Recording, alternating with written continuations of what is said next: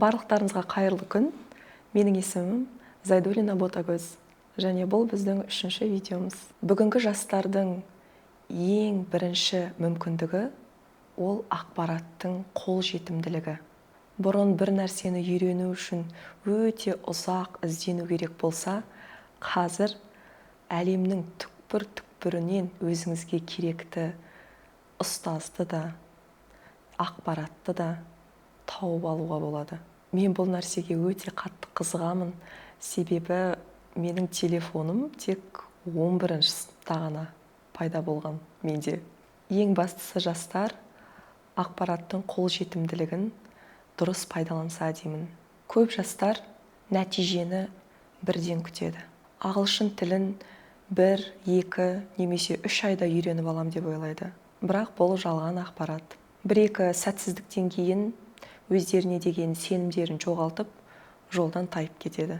Ал шын мәнінде кез келген жетістікке, мақсатқа жету үшін жастарға еңбек, уақыт және жауапкершілік керек.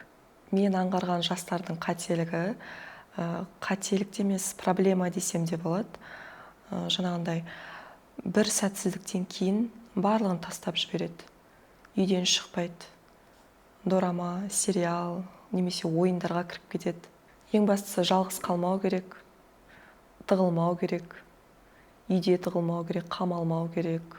Жаңағы TikTok, YouTube, Instagramда өмір сүрмей, адамдармен араласып, қоғаммен байланысты үзбеу керек.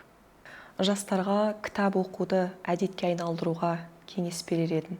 Мысалы, Джеймс Клирдің «Атомдық әдеттер» кітабы, Әуезовтің «Абай жолы», «Жусан иісі», «Жабайы алма» және қазақ әдебиетінің классикалық туындыларын оқуға кеңес берер едім. Егер кітап оқуға фокус қоя алмайтын болсаңыз, онда аудио кітаптар тыңдаңыз.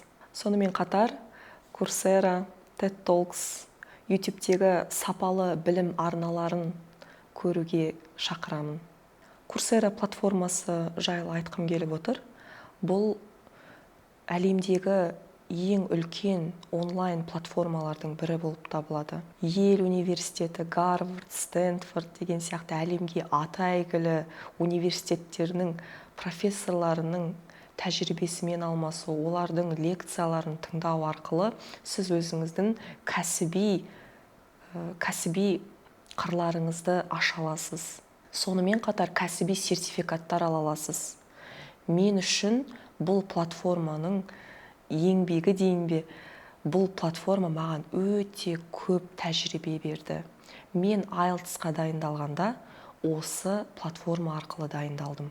Ағылшын тілі, бағдарлама, яғни бағдарламалау, программирование дейміз, яғни IT саласы бойынша, кез келген сала бойынша оқытады осы платформа. Платформадағы көптеген курстарды тегін өтуге болады. Сонымен қатар Coursera-да қаржылық көмек бағдарламасы да бар. Ізденіңіздер, қараңыздар және оқыңыздар. Егер өзіңізді дамытқыңыз келсе, Coursera платформасын ұсынамын. Уақыт мен үшін қолдағы құм сияқты.